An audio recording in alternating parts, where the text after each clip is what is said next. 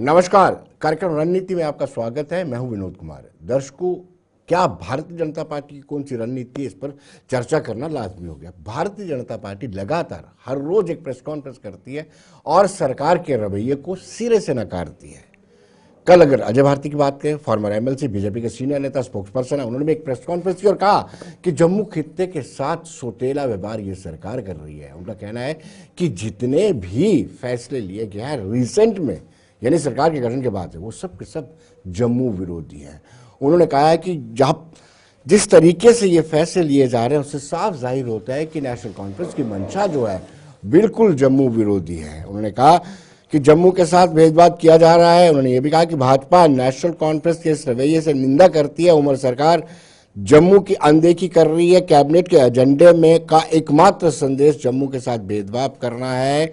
जम्मू संभाग की कुल अनुमानित लागत से अधिक मूल्यों को स्पष्ट प्रस्ताव मिलते हैं, तो आप अंदाजा लगा सकते हैं कहीं ना कहीं 36 का आंकड़ा दोनों के बीच में, नेशनल कॉन्फ्रेंस और कांग्रेस के बीच में, भाजपा के बीच में बनता नजर आ रहा है। क्योंकि अगर हम देखते हैं तो सरकार ने कैबिनेट सब कमेटी गठित की थी कि रिविजिट करने के लिए जो रिजर्वेशन पैटर्न सरकार ने बनाया था, उसी दिन से कहीं ना कहीं भाजपा को लगता है कि ये जो पहले लिए गए सरकारों के फैसले, यानी भारतीय जनता पार्टी की अगुवाई वाली या यूं के एलजी से फैसले हैं, उनका विरोध कर रहे हैं। ये पहले देखते हैं कि अजय भारती या गिरधारी लाल रैना जो फॉर्मर एमएलसी हैं और बीजेपी के कद्दावर नेता हैं, उनका क्या कहना है नेशनल कॉन्फ्रेंस की इस पक्षपाती रवैये का आरोप लगाया उन्होंने। कि जो ये प्रेस वार्ता हमारी थी, ये जो अभी जो 2025 की पहली कैबिनेट में जो मीटिंग हुई जम्मू कश्मीर में, और उसमें से जिन प्रोजेक्ट्स को क्लियरेंस मिली है, उसमें जम्मू के साथ जो डिस्क्रिमिनेशन हुआ है, चाहे वो नंबर ऑफ प्रोजेक्ट्स की दृष्टि से देखें या उन पर होने वाले खर्चे की दृष्टि से देखें, तो हम उसके खिलाफ रिजेंटमेंट कर रहे हैं। हम भर्त्सना करते हैं इस एटीट्यूड की जो नेशनल कॉन्फ्रेंस ने परमानेंटली रखा है कि जम्मू के साथ कैसे भेदभाव करते रहे, तो हम इसका विरोध करते हैं और लोगों को ध्यान में लाना चाहते हैं कि देखिए ये कौन सी सरकार है। ये मोदी सरकार या बीजेपी सरकार नहीं है जो सबका साथ लेकर चले, जो कोई भेदभाव नहीं करती है। नेशनल कॉन्फ्रेंस अपने पुराने ही अंदाजे में जम्मू के साथ और उन क्षेत्रों के साथ जहां से वो जीत कर नहीं आए, उनके साथ वो भेदभाव करती है। ये आज तक तो दर्शकों, आपने देखा कि कहीं ना कहीं अजय भारती या भारतीय जनता पार्टी के स्पोक्स पर्सन सीधे और स्पष्ट रूप से कह रहे हैं कि जो मौजूदा सरकार है, यानी मौजूदा सरकार नेशनल कॉन्फ्रेंस की अगुवाई वाली मौजूदा सरकार लगातार जो भी फैसले ले रही है जम्मू हित में नहीं है। लेकिन इससे पहले कल ही कार्यकर्ताओं को संबोधित करते हुए नेशनल कॉन्फ्रेंस के प्रेसिडेंट, नेशनल कॉन्फ्रेंस के अध्यक्ष डॉक्टर फारूक अब्दुल्ला ने भी कहा है कि कहीं ना कहीं 370 का महत्व उन्होंने बताया है। और 1927 के आर्टिकल 370 सिर्फ कश्मीर के लोगों के लिए नहीं बना था। उन्होंने ये भी कहा डोगरा लोगों की सुरक्षा के लिए ये लाया गया था। हमेशा कोई भीतर का व्यक्ति ही घर को नुकसान पहुंचाता है। घर को मजबूत बनाने के लिए हमें स्वयं को मजबूत करना होगा। इस तरह की स्टेटमेंट्स दिए जो हम आपको दिखाते हैं कि डॉक्टर फारूक अब्दुल्ला का क्या कहना है। उनका प्रोपेगेंडा है, हिंदू खतरे में 80% हिंदुओं को खतरा कहां से? सिर्फ लोगों को डराने के लिए ऐसे प्रोपेगेंडा किया जाता है। इसलिए अगर इसका प्रयोग आपने करना है तो आप कर सकते हैं। यह हर एक का फर्ज है। कितना शोर था मेरे वक्त में, यानी आपको याद है वो बिल नंबर 9 नंबर बिल ऐसे फैलाया तो ये वो आएंगे कि आपकी जमीन में बैठ जाएंगे, आपको घरों से निकाल देंगे। और मैं थक गया लोगों से कहते कहते, कोई आ नहीं आ सकता जब तक होम मिनिस्ट्री हिंदुस्तान की इजाजत दी गई, कोई बच नहीं सकता। किसी ने सुना? हमने आपसे कहा 370 कश्मीरियों के लिए नहीं है। महाराजा ने 1927 में जो कानून बनाया वो कश्मीरियों के लिए नहीं था, वो डोगरों को बचाने के लिए था। डोगरों को खतरा था कि पंजाब जो है अमीर है, पंजाब में, वो आपकी जमीनों का कब्जा करेंगे, आपकी नौकरियों का कब्जा करेंगे। तब उन्हें 1927 में कानून लाया। आज क्या हाल? आज आपने उधर थालियां भी बजाई, लड्डू भी बांटे। आज देखो ना भैया, आज नौकर भी बाहर से आ रहा है। आज नौकरियां तुम्हारी नहीं है, दूसरों के लिए। तुम्हारी समय नहीं जा रही। कश्मीर कोई नहीं आएगा, मुसलमानों को बजा रहे। दर्शकों, आपने देखा कि डॉक्टर फारूक अब्दुल्ला ने आज फिर 370 का राग अलापा है और ये स्पष्ट तौर पर कहा है कि 1927 में महाराजा हरि सिंह ने जब इसको नाफिज किया था, 370 को लाया था, तो उस वक्त ये सोच करके लाया था कि डोगरों को बचाना है। यहाँ पर पंजाब साथ में जुड़ा हुआ स्टेट था, वो लोग अच्छे वेल ऑफ थे, वो जहाँ पे आकर के बच सकते थे, इसलिए लगाया गया है। और उन्होंने कहा कि अब लड्डू बांटे जा रहे थे 370 के हटने के बाद या 370 में संशोधन होने के बाद, और लोगों ने मिठाई और ढोल भी बजाए थे। लेकिन आज वो ही देख रहे हैं कि उनकी नौकरियां भी बाहर के लोग छीन रहे हैं। दो अलग अलग स्टेटमेंट्स आई हैं, एक को 370 की वकालत एक मरतबा फिर की है फारूक अब्दुल्ला ने, और दूसरी ओर भारतीय जनता पार्टी का ये कहना है कि मौजूदा सरकार यानी उमर अब्दुल्ला की अध्यक्षता वाली, यानी चीफ मिनिस्टर उमर अब्दुल्ला वाली सरकार जो है, जम्मू खित्ते के साथ सौतेला व्यवहार कर रही है। इस पर हम चर्चा करेंगे। जगदीप सिंह प्रवक्ता हैं कांग्रेस के, वो हमारे साथ जुड़ चुके हैं। जगदीप सिंह जी के साथ सरबजीत सिंह जौहल, वो भी भाजपा से हैं, वो हमारे साथ शेख ओवैस एनसी से हैं, और अहमद अयाज वरिष्ठ पत्रकार है। ये चारों के चारों गेस्ट हम साथ जुड़ चुके हैं। मैं शुरुआत अयाज साहब से करूंगा। अयाज साहब, आपका बड़ा अनुभव है, ये रोज के रोज भारतीय जनता पार्टी के लोग सरकार को क्रिटिसाइज करते हैं। हर दिन एक प्रेस कॉन्फ्रेंस होती है और सरकार के किसी भी फैसले के साथ उसका विरोध करते हैं। इसके पीछे क्या रणनीति, आपको क्या लगता है? जी आया साहब। एक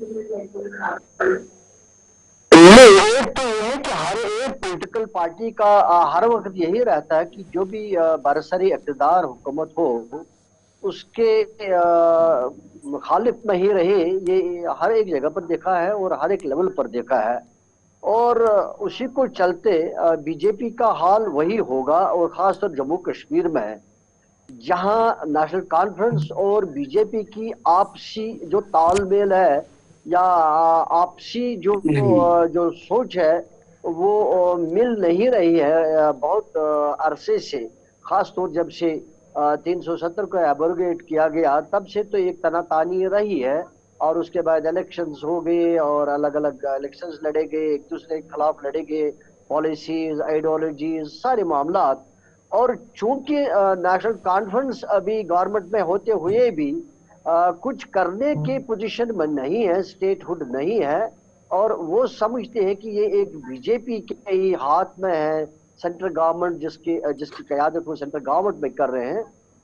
उनका मानना है कि ये बीजेपी है कि जो उनको रोक रही है स्टेटहुड देने से और एम्पावर करने में। नहीं तो उनका ये वादा रहा है पार्लियामेंट में कि इसको स्टेट को रिस्टोर किया जाएगा अप्रोप्रिएट टाइम पर। और चूंकि जब इलेक्शन हो रहे थे जम्मू कश्मीर में, प्राइम मिनिस्टर ने खुद भी ये कहा कि हम इलेक्शन के बाद स्टेट को रिस्टोर करेंगे। अब नेशनल कॉन्फ्रेंस का मानना ये होगा कि अब चूंकि इलेक्शंस हो गए तो स्टेटहुड को रिस्टोर करना चाहिए ताकि स्टेट गवर्नमेंट को काम करने में आसाइश हो जाए और उनके एम्पावर हो। ये एक बड़ा मसला है जो दो दरमियान इशू बना हुआ है, जो मैं समझ रहा हूँ आज की सिचुएशन में। तो उसके चलते उनकी कोई जो सहमति नहीं बन रही है आपस में मुख्तलिफ इशूज को लेकर शायद, तो इसलिए ये बयानात आते रहे हैं। हालांकि अभी हम महसूस ये कर रहे थे कि जब ज़डबोर्ड वो टनल का इनॉग्रेशन हुआ तो एक बयानात में एक लचक से आई थी उमर अब्दुल्ला साहब की तरफ से, और जिसका रिस्पॉन्ड प्राइम मिनिस्टर साहब ने भी किया था पॉजिटिवली। तो लग रहा है कुछ आइस ब्रेक हो रहा है, और उसके चलते राजनाथ सिंह जो डिफेंस मिनिस्टर है उन्होंने भी फिर दूसरे दिन उसका जवाब दे दिया डिफेंस की एक सभा में। तो लग रहा था कि आइस ब्रेक हुआ दिख रहा है। लेकिन अभी चूंकि आज के जो बयानात आ रहे हैं तो नहीं लग रहा है कि अभी कोई बात बनती हुई, कोई खास बात बनती हुई नजर आ रही है। और जब तक कोई बात नजर बनती नहीं आएगी तब तक ये बयानात एक दूसरे के खिलाफ चलते रहेंगे। सरबजीत जी, आपसे जानना चाहूंगा, आपको कैसे लगता है, नहीं भारतीय जनता पार्टी को कैसे लगता है कि मौजूदा सरकार जो है जम्मू खित्ते के साथ पक्षपात कर रही है, सौतेला व्यवहार कर रही है? जी सरबजीत जी। देखिए विनोद जी, आज ये बिल्कुल क्लियर हो गया। आप अभी अभी जैसे स्टेटमेंट आई फारूक अब्दुल्ला की, मैं सुन रहा था कि ये पहले भी सरकारें जो है हमेशा जम्मू के साथ भेदभाव करती रही और जम्मू के साथ हमेशा भेदभाव रहा है। और आज जो एक सामने आया है इनका जो एजेंडा, कि आज भी इन्होंने जो डिसीजन लिए उसमें जम्मू के साथ भेदभाव कर रहे हैं, तो ये पहले का मसला है। आज ये कहें कि 370 जम्मू को प्रोटेक्ट करने के लिए था या ये किस लिए बनाया था, ये बेकार की बातें हैं, ये अब बीत चुका है। लेकिन हमेशा जो कश्मीर की सरकार है और केंद्र की सरकार रही है, पहले हमेशा जम्मू के साथ भेदभाव हुआ है। और पहली बार भारतीय जनता पार्टी की सरकार, माननीय प्रधानमंत्री मोदी जी की सरकार ने जम्मू के साथ भी और कश्मीर के साथ भी न्याय किया है। यहाँ पर भी यहाँ न्याय हुआ है, वहीं पर कश्मीर के लोगों के साथ भी न्याय हुआ है। अब चूंकि ये पॉलिटिकल स्टेटमेंट है फारूक अब्दुल्ला की कि कश्मीर में ऐसे था, जम्मू में ऐसे था, जो चीज उनको सूट करती है वो कहते हैं। लेकिन नेशनल कॉन्फ्रेंस के लोग तो कहते हैं कि हमने जम्मू से डेप्यूटी चीफ मिनिस्टर दिया है, बराबर की हिस्सेदारी दी है, 3 मिनिस्टर जम्मू से दिए हैं। तो वो भारतीय जनता सरबजीत जी, नेशनल कॉन्फ्रेंस के लोग कहते हैं कि वो पूरा जम्मू का ध्यान रख रहे हैं और उन्होंने डेप्यूटी चीफ मिनिस्टर जो है जम्मू से दिया है, सतीश शर्मा को मिनिस्टर बनाया, जावेद राणा को मिनिस्टर बनाया है। जी जी सरबजीत जी। देखिए सर, मिनिस्टर बनाने से कुछ नहीं होता, लेकिन यहाँ तक लोगों के हित की बात है। अब नेशनल कॉन्फ्रेंस के डिप्टी सीएम बने हैं, तो जो नेशनल कॉन्फ्रेंस का एजेंडा है वही जहाँ चलाएंगे ना, लोगों की कौन सुध ले रहा है। यहाँ भारतीय जनता पार्टी और जो केंद्र की सरकार है, पिछले 10 साल से जम्मू के वो काम जो कभी आज तक नहीं हुए थे वो केंद्र सरकार ने किए हैं। चाहे वो रिफ्यूजियों का मसला हो, चाहे वो और मसले हो, वेस्ट पाकिस्तानी रिफ्यूजियों का मसला हो, यहाँ पर ओबीसी का मसला हो, सारे मसाइल जो हैं 10 साल में हल हुए। और कश्मीर के साथ भी हमारा जो भारतीय जनता पार्टी ने इतना अच्छा काम यहाँ भी और वहां भी किया है, मैं ये नहीं कहूंगा। लेकिन जम्मू के लोगों को पहली बार पिछले 10 साल से पता चला है कि हमारी कोई सूद लेने वाला है। और मैं समझता हूँ कि केंद्र की सरकार जो है वो बिल्कुल भी, और ये रोज एक जाप लगाया है कि हमें स्टेट उठ चाहिए, हमें स्टेट उठ चाहिए। उससे पहले भी बहुत सारे मसले हैं, मसाइल हैं जो इनको हल करने चाहिए, उस पर तो ये बात नहीं करते। ना ये डेली वेजर की बात कर रहे हैं, ना ये 12 सिलेंडर की बात कर रहे हैं। अभी कह रहे थे कि अभी देखिए सब जगह स्मार्ट मीटर लग रहे हैं और उमर अब्दुल्ला जी कह रहे हैं 100% स्मार्ट मीटर लगेंगे। पहले इसी स्मार्ट मीटर पे इन्होंने वोट लिए हैं कि हम झेलम में और तभी में फेंकेंगे जम्मू के और श्रीनगर के। तो ये इनका दोगला व्यवहार है। अब इनको अपने एजेंडे पे आना चाहिए और लोगों को बहुत ज्यादा उम्मीद है नेशनल कॉन्फ्रेंस से। चलिए शेख साहब से जानना चाहते हैं। शेख साहब, आपने टाइम पे माननीय प्रधानमंत्री ने कहा है कि स्टेटमेंट दिया जाएगा। बिल्कुल बिल्कुल जी। शेख साहब, आपसे जानना चाहेंगे कि अभी जाप लगाना जी केंद्र सरकार, अरे आप भी, आपको लोगों ने चुना है, आप भी लोगों के हित की बात करें। चलिए ओवैस साहब, शेख ओवैस साहब से जानना चाहेंगे। शेख साहब, आपने अभी स्टेटमेंट सुना होगा डॉक्टर फारूक अब्दुल्ला का कि 1927 में महाराजा महान थे, हरि सिंह जी ने 370 डोगरों की प्रोटेक्शन के लिए लाया था। हम ये भी सुनते हैं कि आप ही की सरकार 13 जुलाई 1931 का दिन लगातार शहीदी दिवस के रूप में मनाती, जो बगावत थी महाराजा हरि सिंह के साथ। जब आपको सूट करता है तो महाराजा हरि सिंह की तारीफ करते हैं, जब सूट नहीं करता है तो शहीदी दिवस भी मनाते हैं। क्यों ओवैस साहब? विनोद जी, पहले तो आपका शुक्रिया और आपको मेरी तरफ से आदाब, सत श्री अकाल। जो पैनल में बैठे उनको भी मेरी तरफ से आदाब और सलाम जी। रही बात जो डॉक्टर साहब ने कल स्टेटमेंट दी, तो ये काफी चैनल्स में देख रहा हूँ तोड़ मरोड़ के उस बयान को पेश कर रहे हैं। मैं डॉक्टर साहब के उस बयान की इज्जत करता हूं कि उन्होंने एक जेन्युइन फैक्ट जम्मू के लोगों के सामने रखा, जो 1927 में हरि सिंह जी ने, जो हमारे किंग थे यहाँ पे उस टाइम पे, उन्होंने ये सच में एक प्रोटेक्शन लाई थी 370 हमारी डोगरा बरादरी जो थी उनके लिए, क्योंकि उनको पता था कि जो पंजाबी है वो लैंडलॉर्ड है, उनके पास काफी सारा पैसा है, सो दैट कि वो यहाँ पे जमीनें वगैरह न खरीदे। ये देखिए, मैं आपको ये बात समझाऊं कि ये तो पहले बीजेपी की एक मजबूरी है। हम बेसिकली हम ये धर्मवाद नहीं करना चाहते, हम हिंदू मुस्लिम में बंटना नहीं चाहते। ये जम्मू कश्मीर है, हम चाहते हैं कि हम अमन से रहे। जो हमारे शेर कश्मीर शेख साहब का भी नारा था, हिंदू मुस्लिम सिख ईसाई आपस में है भाई भाई, हम उसी चीज को, उसी लेगेसी को कैरी फॉरवर्ड कर रहे हैं। हम चाहते हैं कि धर्म के नाम पे हम बटे ना। हमें बताइए कि अगर डॉक्टर साहब ने कहा कि 1927 में महाराजा हरि सिंह ने जो ये 370 डोगरा बरादरी के लिए बोल दिया उनको उस टाइम पे कि जी आपकी एक प्रोटेक्शन रहेगी, इस पे सियासत क्या करनी है। हम बेसिकली डॉक्टर साहब क्या कर रहे हैं, डॉक्टर साहब जम्मू के लोगों को अवेयर कर रहे हैं कि आप ये हिंदू मुस्लिम के इसमें ना बटिए। हम जितना मेरे लिए इम्पोर्टेंट कश्मीरी है उतना हमारी पार्टी के लिए, हमारे सीएम के लिए इम्पोर्टेंट जम्मू वाला भी है। आपने खुद अभी इनसे बताया कि हमारे 3 मिनिस्टर जो है वो जम्मू के हैं। आप देखिए, इन्होंने 10 साल सरकार चलाई। आपके सामने रिजल्ट कार्ड है। जिस दरबार मुंह से मेरे जम्मू के भाई का पेट बढ़ता था, वहां पे रोजगार आ जाता था, यहाँ पे एक शिफ्ट हो जाता था, वो दरबार मुंह इन लोगों ने खत्म किया। जिस पंडित बरादरी का ये नारा देते थे कि हम पंडित बरादरी को वापस लाएंगे, उनको शिफ्ट कराएंगे, जी नेशनल कॉन्फ्रेंस ने जी धोखा दिया। 10 साल इन्होंने हुकूमत की, मुझे बताइए किस पंडित बरादरी को इन्होंने वापस लाने की पहल की और वापस बसाने की पहल की। ये इनकी मजबूरी है, ये इनकी बौखलाहट है, अभी तक वो खत्म नहीं हुई है। इनको जो हार जम्मू कश्मीर में मिली, इनको वो तस्लीम करनी चाहिए। और वादा स्टेटहुड का जो किया वो हमारे देश के प्रधानमंत्री, हमारे देश के होम मिनिस्टर ने किया, देश के ऐवान से किया।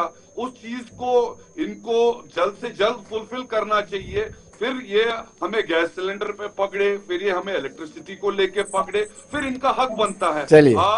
आपने स्टेटहुड नहीं देनी है, आपको डबल इंजन सरकार चलानी है, कोई अच्छा स्टेप हम लेंगे, ये जी आएंगे मीडिया में, जी देखिए जी जगदीप जी से शेख साहब आवाम बड़ी अवेयर है। चलिए, और अगर डॉक्टर साहब ने कल लोगों को अवेयर किया, जगदीप जी से गलत नहीं बोला, क्योंकि ही लोगों को नुकसान हो रहा है, चाहे जमीनें बिक रही है, चाहे नौकरियां बिक रही है, वो सब जो हो रहा है वो जम्मू के अंदर हो रहा है। और जम्मू के लोगों को भी आप इस बात का समझ आ चुका है कि जो चलिए वैसा हम जगदीप जी के पास जाएंगे, कांग्रेस के प्रवक्ता जगदीप जी के पास जाएंगे। जगदीप जी, हमने आपके प्रचार के दौरान बहुत देखा था, बहुत शोर सुनते हैं पहलू में दिल के एक कतरा खून ही निकलता है। आपने वो मीटर, कुछ लोग चिनाब में फेंकने थे, कुछ झेलम में फेंकने थे, कुछ तवी में फेंकने थे। सरकार आपकी है, बाहर से आप भले ही समर्थन कर रहे हैं, हिस्सा नहीं बने हैं। आजकल आप उस पर खामोश क्यों हैं? आज भी मैंने देखा कि यहाँ पर भी मीटर लग रहे हैं। आजकल वो मीटर न झेलम नजर आ रहा है, न चुनाव नजर आ रहा है, तभी नजर आ रही है। सरकार पर भी कोई दबाव या स्टेटमेंट नहीं आपकी तरफ से आई है?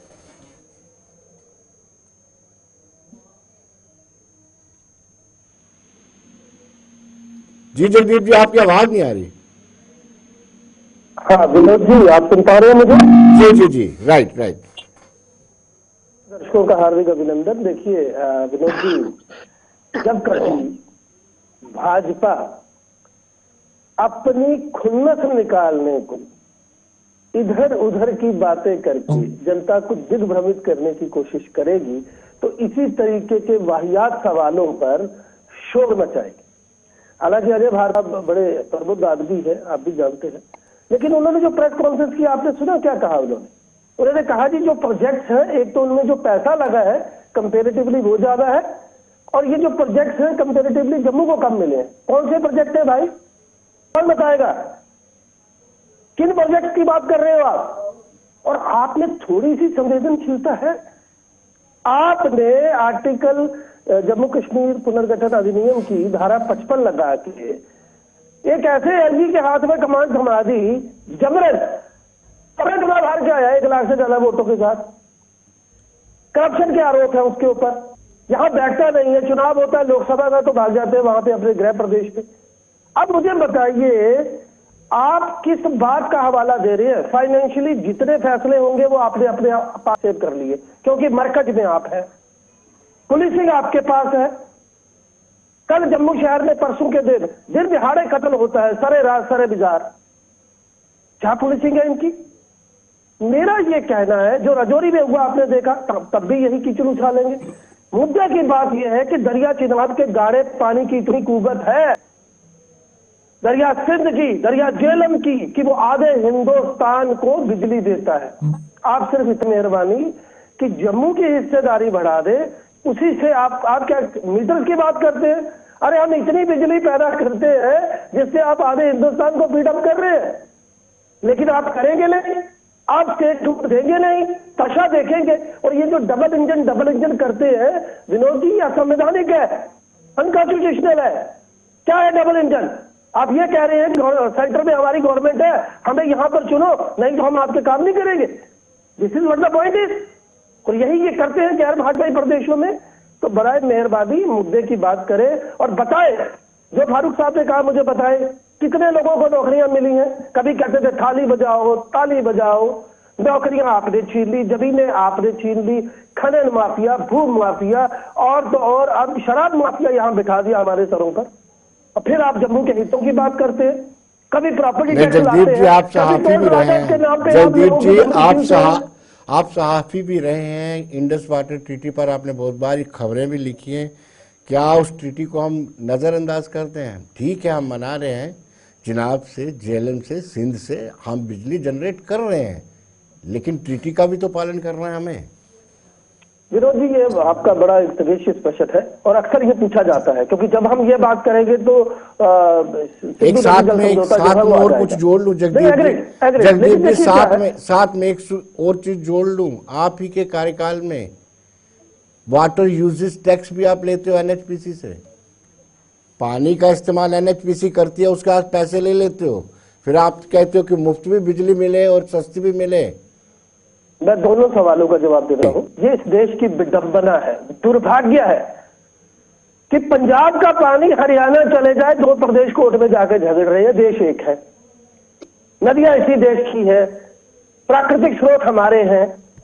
बात बताइए, एक फैसला जो आज से कई दशक पहले तब लिया गया जब अभी देश आजाद होकर हटा था, क्या उसमें यह प्रासंगिक नहीं होगा कि आप इतने दशकों के बाद जरूरत के अनुसार लोगों की आपूर्ति के अनुरूप उसमें कुछ बदलाव जो है कर सके? और उसमें जहां पाकिस्तान का सवाल है, आप अंतर्राष्ट्रीय स्तर पर तो संबंधों को अपने तमाम पड़ोसी और बड़े देशों के साथ इतना खराब कर चुके हैं कि वो आपकी बूते के बाहर की बात है, लेकिन उसमें परिवर्तन होना चाहिए। बाकी जो आपने कहा कि पानी के चार्जेस लिए जाते हैं, तुलनात्मक ढंग से देख लीजिएगा, आप इतनी बिजली, इतना रेवेन्यू पैदा कर रहे हैं यहां से, यहाँ के लोगों को क्या दे रहे हैं जरा? अयाज साहब से जानना चाहूंगा। अयाज साहब, हमने देखा था कि लंबे 2018 जून में सरकार गिरी थी, पॉपुलर गवर्नमेंट, और 2024 में चुनाव की उम्मीद थी कि चुनी हुई सरकार आई है, हमारे नुमाइंदे एप्रोप्रिएट फोरम पर हमारी दिक्कतों को रखेंगे। लेकिन आपने देखा रिजवा सरकार का गठन हुआ, उसके बाद सरकार जिस तरीके से चल रही है, लोगों की अपेक्षाएं, एक्सपेक्टेशन पूरी नहीं हो रही, खरी नहीं उतर पा रही है, मजबूरी है, बंदिश है, ये आप भी जानते हैं। जी हाँ साहब, आप सुन पा रहे हैं मुझे? ये एक सही बात है और एक मसला बना हुआ है, क्योंकि लोगों को 2018 के बाद कोई सरकारी चुनी हुई सरकार नहीं मिली, और उसके बाद 2019 में, अगस्त 2019 में एक ऐसा बड़ा फैसला हुआ जम्मू कश्मीर को लेकर 370 को हटाने से, और फिर रिऑर्गेनाइजेशन करने से और जी गवर्नमेंट करने से आई मीन बड़े चेंजेस आ गए। तो उसको लेकर जम्मू कश्मीर के लोग पूरी परेशान हुए और उनके मसाइल का हल नहीं हुआ और एक्सेसिबिलिटी नहीं रही। वो लेकर पॉलिटिकल पार्टी जो जम्मू कश्मीर की है वो भी इस चीज को लेकर बड़े इंतजार में थे कि इलेक्शन हो जाए, और लोग भी चाहते थे कि इलेक्शन हो, उनके नुमाइंदे हो और उनकी रस्तगाही हो, उनका उनके ऊपर एक्सेस हो, उनके मसाइल का हल हो। तो उस लिहाज को लेकर आपने देखा होगा पार्लियामेंट्री इलेक्शन में भी लोगों का काफी जोश खरोश रहा। उस हालांकि पार्लियामेंट्री इलेक्शन जो जम्मू कश्मीर के हैं बहुत महदूद है और उनको लेकर लोगों का इतना क्लोज नहीं रहता उनके साथ, क्योंकि वो पार्लियामेंट का जो सेंटर में रहता है, तो इसलिए लोगों का इसके साथ ज्यादा नहीं रहता जी, ना मेंबर असेंबली के साथ रहता है या जो लोकल इलेक्शंस यूएलबी वीएलबी के साथ रहता है। तो लेकिन फिर भी आपने देखा होगा कि बहुत जोश खरोश रहा। वो जोश खरोश इसलिए कि लोगों को बड़ा प्यार था पॉलिटिकल पार्टी से लोग वैसे भी तंग आ चुके हैं वहां के रीजनल जी। पार्टी से, लेकिन उनके अपने थे, वो चाहते थे कि इस बहरान से निकल जाए, इस माहौल से निकल जाए। तो काफी पार्टिसिपेशन किया, वो काफी जोश खरोश दिखाया, कैंडिडेट्स भी काफी उत्साह थे। तो वही फिर रिपीट हो गया असेंबली इलेक्शंस में, ये मान के कि हमारे रिप्रेजेंटेटिव्स आ जाए, इलेक्शन हो जाए, गवर्नमेंट बने, अपनी गवर्नमेंट बने और हमारे मसाइल हल होंगे, और लोगों को भी वादे दिए गए। लेकिन बदकिस्मती ये हुई कि जो आज हम महसूस कर रहे हैं कि वो एक धोखाधड़ी की बात हुई, क्योंकि लोगों को मालूम था, पॉलिटिकल पार्टीज को मालूम था कि इलेक्शन जो हो रहे हैं वो जी। यूटी में हो रहे हैं, स्टेट के ना होते हुए उनके पास पावर्स नहीं है। बिल्कुल। उन्होंने भी बहुत सारे ऐसे वादे किए जो शायद वो स्टेट के बिना मुमकिन, उनके पास स्टेट के बिना मुमकिन करना नामुमकिन हो। लेकिन फिर भी उन्होंने लोगों को वादे कर दिए और लोगों को भी ये लगा कि शायद ये मसले हल कर पाए। लेकिन अब चूंकि स्टेट रिस्टोर नहीं हो रही है, लोगों के मसाइल जू के तू है, 2 महीने से ज्यादा अरसा गुजर गया और लोग बहुत ही चलिए। परेशान हैं और फर्दर बातचीत होते जा रहे हैं। ओवैस साहब के पास जाना चाहूंगा। ओवैस साहब, बड़ा आसान होता है किसी को क्रिटिसाइज करना, ये जीव ही तो है। आपने कहा कि भारतीय जनता पार्टी की राजनीति हिंदू मुसलमान, भारत पाकिस्तान, गीता कुरान पर ही निर्भर रहती है, लेकिन आपने 2008 के लैंड रो में जो नेशनल कॉन्फ्रेंस की भूमिका थी, 1989 में जब पलायन हुआ था कश्मीरी पंडितों का, तब भूमिका क्या थी? आप पर भी तो उंगलियां उठती हैं। एक उंगली आप किसी पर उठाएंगे, बहुत सारी उंगलियां आप पर भी उठेंगी। नहीं, देखिए विनोद जी, मैं उसी सवाल पे जाना चाहता हूं कि मैं उस सवाल से हटना नहीं चाहता हूं कि जो आपने बोला, क्योंकि आपने हमारे मित्र कांग्रेस के उनको मौका दिया उस पर बात करने का। मैं उस सियासत को रिप्रेजेंट नहीं कर रहा हूं जहां पे मुझे झूठ बोलने की जरूरत पड़े। जहां पे रही आप मीटर की बात कर रहे कि उमर साहब ने कहा था कि जो ये मीटर्स का जो सिलसिला है जी हम हटाएंगे। एक मिनट आपको रोकूंगा और फिर वापस लौटते एक छोटे से ब्रेक के बाद। बने रहिए।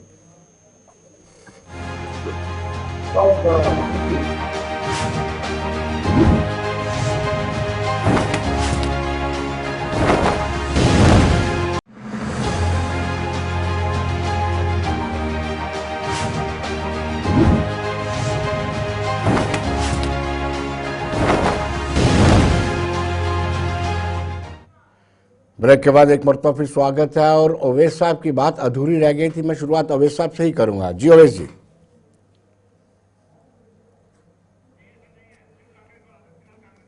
चलिए जगदीप जी से जानना चाहते हैं। जगदीप जी, आप मुझे बताइए कि जिस तरीके से ये चल रहा है इस वक्त, हुकूमत कामकाज कर रही है, उससे साफ लगता है कि दिल्ली जैसा तनाव यहां पर भी, जम्मू कश्मीर में भी नजर आ रहा है।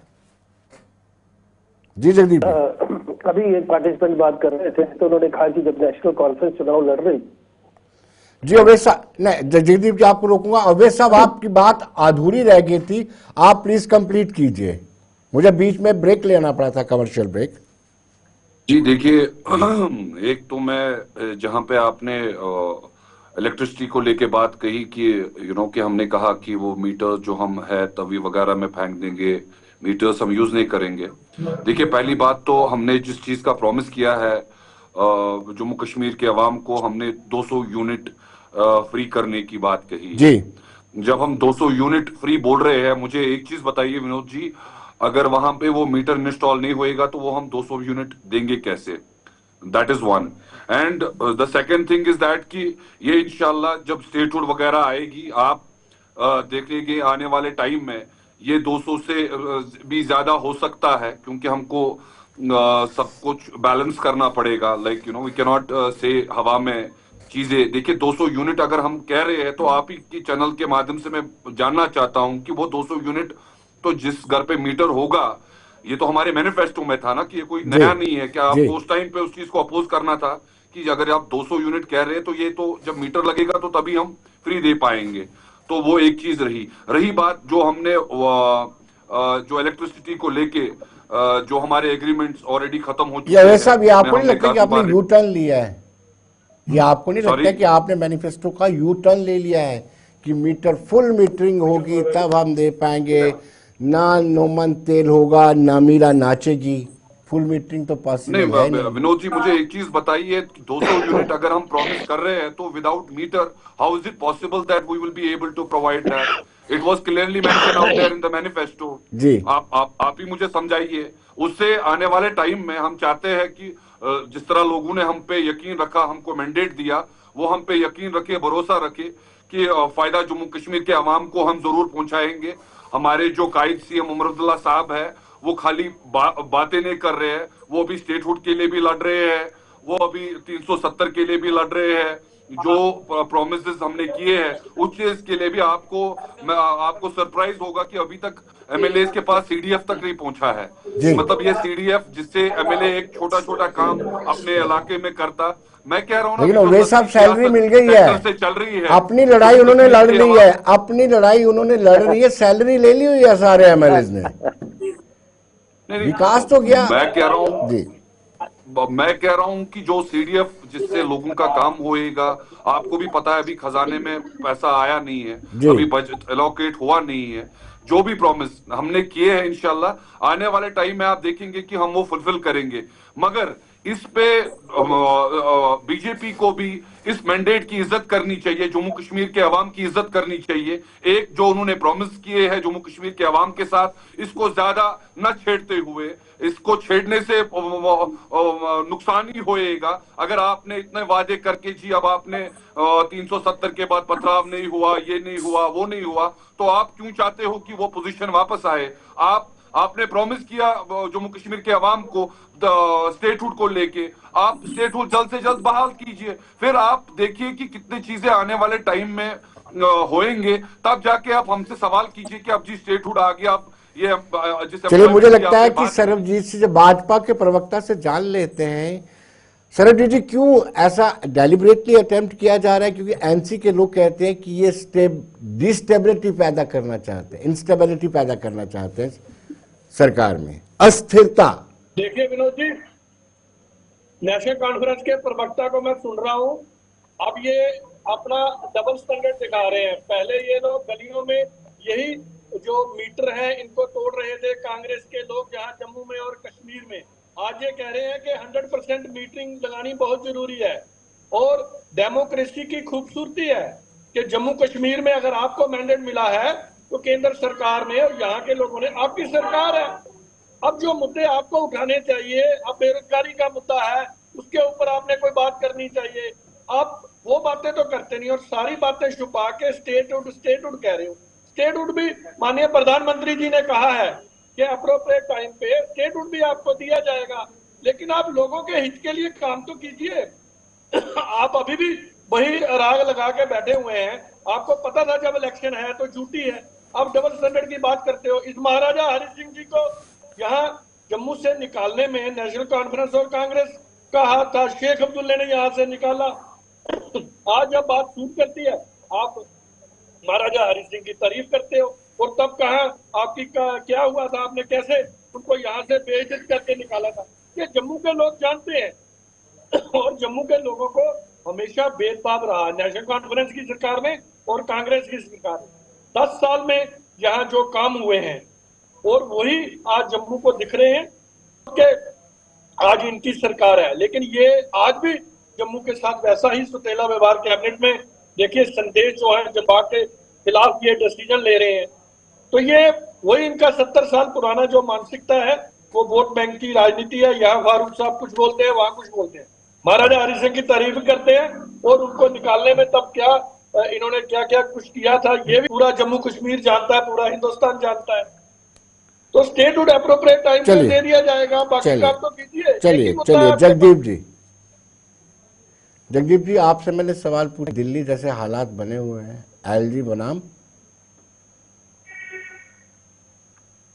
विनोद जी, मैं वही बता रहा था, बीच में ब्रेक आ गया आपका कमर्शियल। पहली तो बात, जब ये कहा जाता है कि भाई जब आप चुनाव लड़ रहे थे तो आपको तो पता था कि यहाँ पर यूटी है, लेकिन तब ये भी था कि इस देश का गृह मंत्री देश की सबसे बड़ी पंचायत में खड़ा होकर ये वादा कर रहा था कि भाई हम आपको स्टेटहुड देंगे और कोई एहसान नहीं करेंगे। मैं पहले भी कहता हूँ, आज भी कह रहा हूँ आपके मंच से, माननीय प्रधानमंत्री मोदी जी जो डोगराओं को डोगरा कहना, मतलब उसके मुखारबिन से डोगरा शब्द भी सही तरीके से उच्चारण उसका नहीं हो पाता, वो जरा ये समझ ले कि ये उनकी नैतिक जिम्मेदारी है कि वो जम्मू कश्मीर के लोगों से माफी मांगे और उसके बाद बिना हीला हवाला किए, बिना कोई देरी किए स्टेटहुड वापस दे, जो हमारा राइट है। कोई भीख मांगने नहीं जा रहे हम इनके पास, पहली बात। दूसरी बात, देखिए मुझे समझ नहीं आ रही, आप बताइए 200 यूनिट बिजली फ्री देनी है, कैसे देंगे? क्या करें? जो भाजपा के वो आरएसएस के लोग जाते हैं लोगों के घरों घरों में जहर घोलने, उनको बोले कि भैया जाओ मीटर भी साथ ले जाओ और जाकर नाप कर बताओ कि किस घर में कितनी बिजली यूज हो रही है।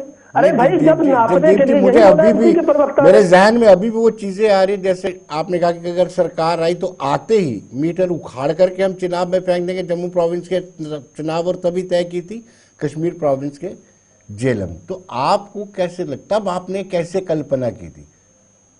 विनोद जी, मैं उसका जवाब देता हूँ। ये जो नारा था ना, ये हमारे पूर्व प्रदेश प्रधान वकार रसूल वानी साहब ने दिया था और मैं बड़े साफ शब्दों में कहना चाहता हूँ, बड़े कमाल के नेता है और उन्होंने जो कहा वो उनका अग्रेशन शो करता है। लेकिन आप बात को समझिए, कहने की कोशिश क्या हो रही है। आप एक कोई सीमित सीमा निर्धारित करेंगे। जब दिल्ली में 200 यूनिट बिजली माफ की गई, आपको मैं बताता हूँ क्या स्थिति है। जब 300 यूनिट माफ की गई, कांग्रेस के टाइम में दिवंगत शीला दीक्षित जी के भी 200 यूनिट बिजली माफ थी दिल्ली में। लेकिन उस वक्त क्या था कि अगर आपकी 400 यूनिट बिजली खर्च होती है तो 200 डिडक्ट हो जाएगी। लेकिन आज केजरीवाल साहब के राज में क्या हो गया कि अगर आप 201 यूनिट भी बिजली खर्च करते हैं तो पूरे पैसे लिए जाएंगे। पहली तो बात मैं बड़े साफ शब्दों में कहना चाहता हूं, क्योंकि मैं इस चीज को बहुत व्यक्तिगत तौर पर जानता हूं। दरअसल क्या है कि हमें लोगों को सोशल सिक्योरिटी के नाम पर बुनियादी जो जरूरत की चीजें हैं, चाहे वो बिजली है, शिक्षा है, उनकी बेसिक एलिमेंटीज है, वो देना हमारी नैतिक जिम्मेदारी सरकार के तौर पर। लेकिन हो क्या रहा है, इस देश के 80 करोड़ लोगों को 5 किलो राशन देकर भाजपाई सोचते हैं कि हम अपने देश को ना मालूम कितने ट्रिलियन की इकॉनमी बनाने जा रहे हैं। और जहां तक सवाल मीटर का है, मैं फिर से कह दूं कि जब तक कोई पैमाना निर्धारित नहीं होगा कि कैसे 200 यूनिट बिजली को आइडेंटिफाई किया जाए कि ये खर्च हुई, उसके लिए तो मीटर चाहिए। लेकिन आप मुझे ये क्यों नहीं बताते कि जब से ये वाले यहाँ पर जबरन काबिज हुए हैं, चौथी मरतबा मीटर लगा है, जो पहली बार मीटर लगा, दूसरी बार, तीसरी बार लगा, उसमें जो करोड़ों रुपए खर्च हुए उसका हिसाब कौन देगा? अभी कह रहे थे साहब एक कि भाई 10 सालों में हमने ये कर दिया, पता नहीं कौन सा झंडा फाड़ दिया, बता दे जरा।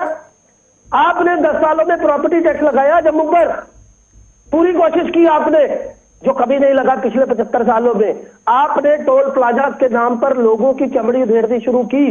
जम्मू शहर को टोल प्लाजा के नाम पर पूरी तरह से पाट कर रख दिया। ये किया आपने यहाँ पर शराब माफिया बिठा दिया लाकर, और लैंड माफिया ने यहाँ जो हालात बनाए हैं जम्मू के अंदर, आज स्थिति ये है। आप मुझे एक बात बताइए विनोद जी, सारी बातें छोड़िए, इनके अडानी लाला ने कोई प्लाट खरीदा है कश्मीर में? जरा बताएं, कितने लोगों ने जमीन खरीदी है? जम्मू की हालत आपने ये कर दी है कि आप चलिए। किसी एक छोटे अयाज साहब, चले जाए। आप बताइए मैनिफेस्टो से किस तरीके से डिरेल कर रहे हैं एनसी नहीं, वाले नहीं भी और कर रहा, कांग्रेस बता रहा हूं वाले ना 10 सालों में इन्होंने क्या किया, जी। किस तरीके से जहां जम्मू के लोगों की चलिए। नौकरियों पर, उनकी जमीनों पर डाका मारा गया, मैं बता रहा हूं। इसी अयाज इलेक्शन साहब, अयाज साहब, इलेक्शन के दौरान, इलेक्शन कैंपेनिंग के दौरान जो पॉलिटिकल पार्टीज की तरफ से बातें हुई और जो मैनिफेस्टो सामने आए और उसको लेकर फिर हुकूमत का फंक्शनिंग में तजाद ही तजाद है, काफी तजाद है, एक दूसरे के साथ मुतरादिफ है।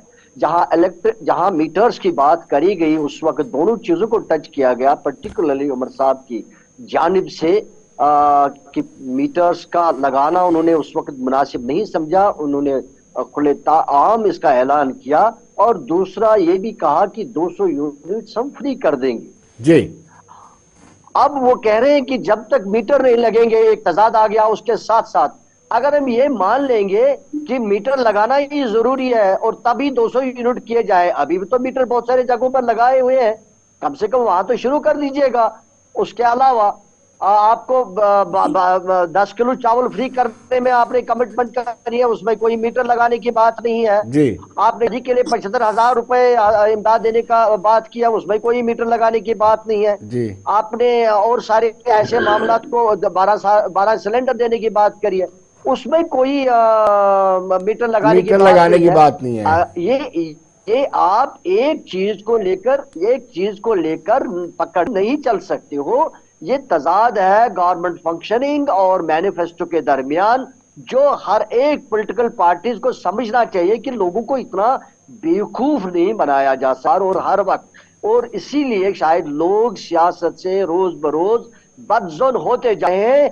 जैसे आपने कहा कि पहली ही फुर्सत में एमएलए ने अपने सैलरी निकलवा ली, अपने प्रोटोकॉल के लिए, या उमर साहब ने खुद अपने प्रोटोकॉल के लिए अपने गाड़ियों का इंतजाम किया। तो अमीन ये सारी चीजें लोगों के सामने है।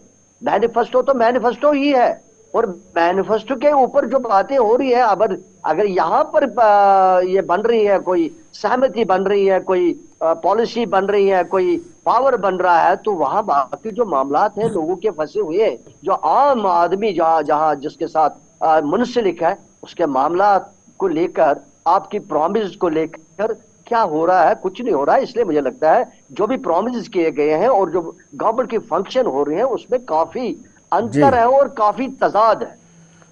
अवैध साहब, अभी मुझे व्हाट्सएप से मैसेज आया है, कश्मीर से ही आया है, उनका कहना है इनसे जरा पूछिए एनसी के प्रवक्ता जी से कि जहां पर 100% मीटरिंग हुई है वहां तो बिना कर्टेलमेंट के पावर दे दीजिए, और यहाँ वहां पर भी अगर 200 यूनिट मिलते हैं फ्री में तो उनको भी दे दीजिए। ये व्हाट्सएप आया है मुझे अभी। विनोद जी, देखिए हमने जो प्रॉमिस किया है, हम मानते हैं कि अभी सरकार को होते हुए 2 महीने या 3 महीने हुए हैं अभी। हर एक चीज का एक प्रोसेस रहता है, एक तरीका रहता है। अलादीन का कोई चिराग उमर साहब के सामने कि वो अलादीन के चिराग को रब करके आगे ये सारे जो डिमांड्स है वो अभी इंशाल्लाह मार्च से हमने प्रॉमिस किया है कि 200 यूनिट जो बिजली है वो आनी है। आपको भी पता है जो सस्ती सियासत बीजेपी सेंटर से कर रही है जम्मू कश्मीर के लोगों के साथ, ये नेशनल कॉन्फ्रेंस के साथ नहीं कर रही है, पूरे जम्मू कश्मीर के अवाम के साथ कर रही है। उसका भी एक फाइट चल रहा है। इंशाल्लाह वो भी आने वाले टाइम में वो भी देखा जाएगा। अभी हम देख ही रहे हैं कि इनकी जो ये सस्ती सियासत है कहां तक जाएगी। जब बर्दाश्त के बाहर चीजें जाएगी तो फिर इनको भी समझ आएगा कि इंसान की इज्जत रखना कितनी जरूरत है। तो जहां तक रही बात हमने बिजली की कही, चाहे हमने राशन डबल करने की कही, आप थोड़ा सा इंतजार रखिए। 2 महीने में आपने तब से 10 साल से एलजी साहब को क्यों नहीं पूछा कि आपने जो 50,000 जॉब्स की वादे किए वो कहां है? आपने जो पंडित बरादरी को वापस बसाने की बात की वो कहां है? वो गट्स आप लोगों में है नहीं। आज जब सरकार आ गई, आज तो जबानें सबकी चलने लग गई। मैं कहता हूं उनसे भी जरा 10 साल का जवाब पूछिए ना कि जो 10 साल उन्होंने चलाया, जो आप देख रहे अभी के शराब माफिया से लेके जम्मू कश्मीर का जो ये घोटाला से लेके फायर इमरजेंसी का ये जो सीन आपके सामने है, कितने सारे चीजें जो 10 साल से जो रायता इन्होंने फैला रखा है यहाँ जी, उसको हमें पहले उसको भी रेक्टिफाई करना है। चलिए भाजपा प्रवक्ता से जानते हैं। सरबजीत जी, आप पर यह है कि जम्मू कश्मीर की जनता के साथ, जम्मू कश्मीर की जनता की सस्ती सियासत कर रहे हैं हिम्मत नहीं है जी, वो आंख उठा के जम्मू कश्मीर की तरफ देखे। ये भारतीय जनता पार्टी ने किया है पूरे कश्मीर में, जहां लोग जाने से गरीब आवाम को क्या करना है, पाकिस्तान हमको देखेगा नहीं देखेगा, गरीब आवाम को राशन डब्बा चाहिए, गरीब आवाम को सिलेंडर चाहिए, बंद कीजिए सस्ती सियासत। पाकिस्तान पाकिस्तान पाकिस्तान हमारा क्या लगता है पाकिस्तान? जितने आप बताइए, आपने क्या किया 10 साल है हम पे? पाकिस्तान जब भी पूछो 15 लाख कश्मीर और भारत की तरफ आंख उठा के देख सके। अरे यार हमको भारतीय जनता है पिछले 40 साल जहाँ पर जितने सस्ती सियासत भेज रहे हो हमारे प्रवक्ता आवाम को। पाकिस्तान पाकिस्तान लोग पाकिस्तान जी, भाई खाना क्यों नहीं गरीब को पहुंच रहा है? भारतीय जनता पार्टी की सरकार ने भाई गैस सिलेंडर की प्राइस सुन लीजिए ना, 1200 रुपए चली गई जी। आप बात कह रहे हैं और ये मैनिफेस्टो में आप ही ने कहा था कि सिलेंडर फ्री देंगे। क्या हम पूछे नहीं आपसे? आप ही ने रोज आए दिन गलियों में आप रोज स्मार्ट मीटिंग करते हैं, क्या हमने पूछना नहीं है आपसे? आपने कहा था 65,000 अरे बंद कीजिए जो डेली बेसिस है उनका पक्का करेंगे। जम्मू कश्मीर की जनता नहीं, पूरी देश की जनता आप क्यों आगे पीछे कतराते और छोटी छोटी बातें खड़े कर देगी। अब वो खत्म हो गया आपका वो जो ये केंद्र सरकार की देन है। पाकिस्तान वो अब देश में बिकने वाला नहीं है। आप सरकार बनी है, कीजिए। आज डेमोक्रेसी का झंडा पूरे जम्मू कश्मीर और भारत में बुलंद हुआ है। आप लोग जो तिरंगा कश्मीर में लगाने नहीं देते थे, हमारे जो बेस्ट फोर्सेस के लोग हैं उन पर पत्थर फेंकते थे, आए दिन हमारे फौजियों से आप क्या करते थे? बेहताबी करते थे। आज ये सारी बातें आज कहाँ गए? ऊपर हमारे फार्मर्स के ऊपर टैक्स चलाए। आपको शर्म आनी चाहिए। आप कहते हो कि हमने क्या किया 10 साल में? आपको जनता आपने 60 साल में क्या किया? आप जनता को 1 लाख से ज्यादा नौजवान पेट्रोल का प्राइस 50 रुपए था, वो आतंकवाद की आग में आपने झोंकी है, उसका जवाब दीजिए। डॉलर 50 रुपए का था, वही डॉलर आज जब आप बोल रहे थे मैंने पहुंचा दिया आप लोगों ने। अगर हिम्मत है तो सुनिए आप इसका जवाब दीजिए। अब क्या 10 साल में क्या किया? अरे 10 साल में तो सब कुछ हुआ है। जीता कितने परसेंटेज वोट पड़े? हमको वो नहीं चाहिए। हमको देश का भला 150 वोट से हमको बेरोजगारी खत्म करके 200 वोट से 1000 वोट से आपने जो वादा किया लोगों को कि 2-2 लाख जॉब आज लोगों ने कश्मीर में 50,000 जॉब जम्मू के लोग कौन सा 10 साल में कौन सा जॉब बराबरी की बात की है। ऐसे नहीं है कि आप जम्मू के साथ अनदेखी करोगे और भारतीय जनता पार्टी चुप बैठे रहेगी। ये सारा कुछ हुआ है। चलिए जगदीप जी, क्या कुछ हुआ है? जगदीप जी आपसे जानना चाहूंगा कि कहीं ना कहीं आपने अपनी बात रखी, मैंने कुछ कहा, सुनने का वादा रखी, सुनने का वादा। जगदीप जी आप मुझे ये बताइए कि एक उम्मीद थी सरकार बनेगी, लेकिन सरकार जिस तरीके से काम कर रही है या किस तरीके से ये आरोप लग रहे हैं कि भारतीय जनता पार्टी सिर्फ नेशनल कॉन्फ्रेंस की अगुवाई वाली सरकार को डिस्टर्ब नहीं कर रही है, जनता को डिस्टर्ब कर रही है। जी जगदीप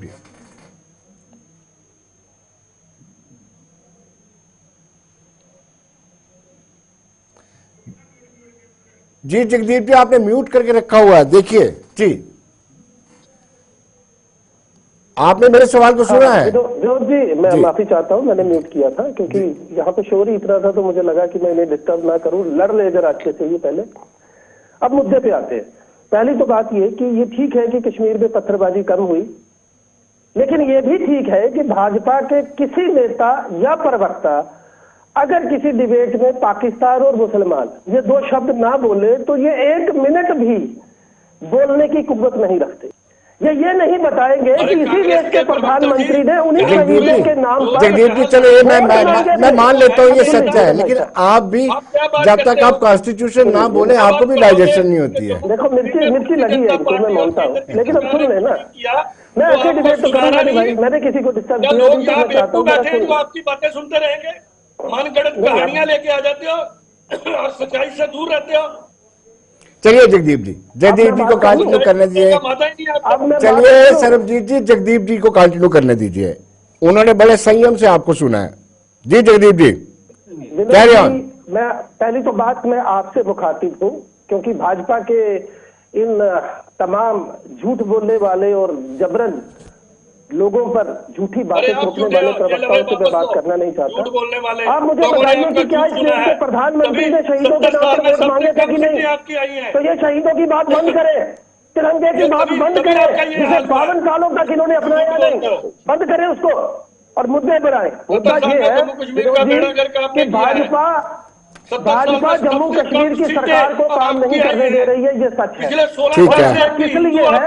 ये इनकी कोफ्त का नतीजा है, ये इनकी राजनीतिक विशैलापन जो ये विश्व गुरु बनके घूमते हैं ना पूरी दुनिया में, ये उसका नतीजा है। ये चाहते नहीं है कि जम्मू कश्मीर के अंदर सरकार अच्छे से काम करे। ये नहीं चाहते हैं कि यहाँ की सरकार लोगों को किए हुए प्रॉमिसेस को फुलफिल करे।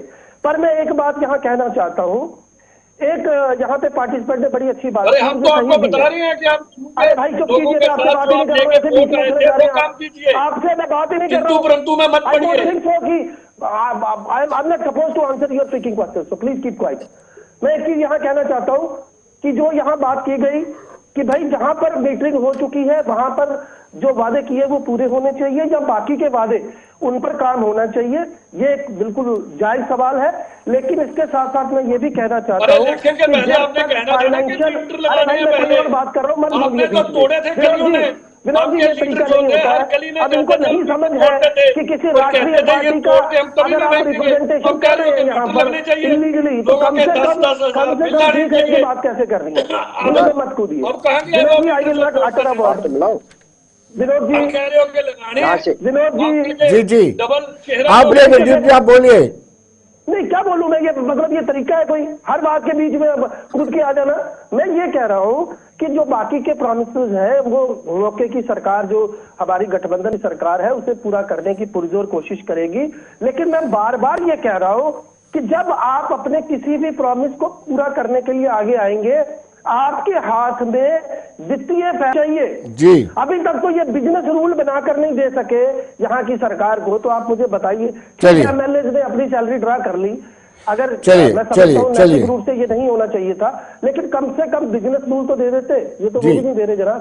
ये तो यहाँ ऑपरेशन लोटस की तैयारी में है। मैं आपको बता दूं कोशिश पूरी है कि किसी तरीके चलिए जगदीप जी इसको तोड़ा जाए। जगदीप जी समय इजाजत नहीं दे रहा। जगदीप जी का बहुत बहुत शुक्रिया, सरबजीत जी का बहुत बहुत शुक्रिया, शेख ओवैस जी का बहुत बहुत शुक्रिया, अहमद आजाद जी का बहुत बहुत शुक्रिया। तो दर्शकों आप बने रहिए देश दुनिया की खबरों के लिए और मुझे दीजिए इजाजत। नमस्कार।